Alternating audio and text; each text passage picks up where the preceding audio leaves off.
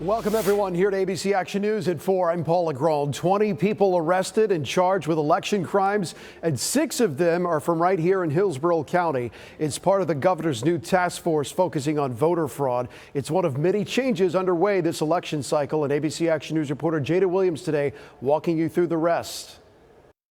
The state of Florida has charged and is in the process of arresting 20 individuals across the state for voter fraud. Florida's recently created Office of Elections, Crimes, and Security found they were all convicted felons who voted in 2020, although their rights weren't restored. Because they've been convicted of either murder or sexual assault, and they do not have the right to vote. Earlier this year, before the office formed, 4 people in the Villages were arrested for casting multiple ballots. Florida's Department of State shows 14.3 million registered voters. Neil Voles with the Florida Rights Restoration Coalition says 216,000 of those voters are returning citizens who've had their rights restored.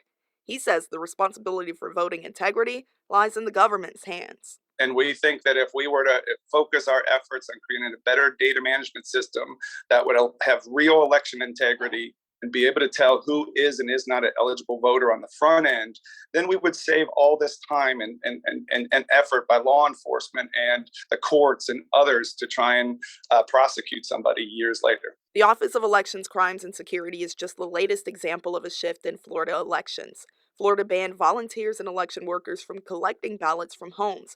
Voters now have to provide an ID or social security number to request a mail-in ballot, and drop boxes are now only allowed at the Supervisor of Elections office or outside early voting sites, open only during early voting hours and monitored at all times by an election worker. Some people, they feel like that the government is going too far and making it more difficult and contributing to voter suppression.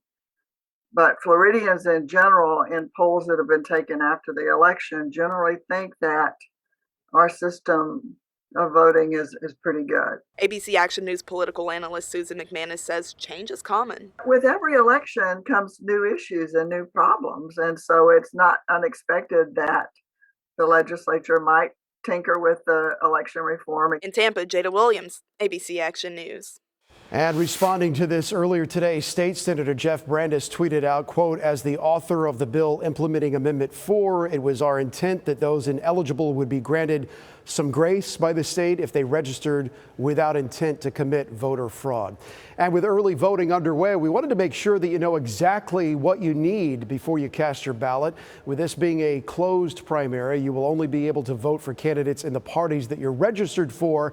But that term closed primary is a little misleading because independents can still vote in the school board races as well as referendums on the ballot. However, you will need to show a photo ID with a signature when you arrive at your polling location, and any of your IDs on the screen that we're showing you right now will be accepted. If you show an ID without a signature, you'll be asked to show a second form of ID with a signature. As far as the timing goes, early voting for Polk, Pasco, Manatee, and Citrus, that ends tomorrow at 6 p.m. Hillsborough, Pinellas, and Sarasota will have early voting locations open until 6 on Sunday. Primary day is Tuesday, and polls will stay open from 7 a.m. to 7 p.m. If you're voting by mail, your ballot must arrive at your Supervisor of Elections office by 7 p.m. on Election Day.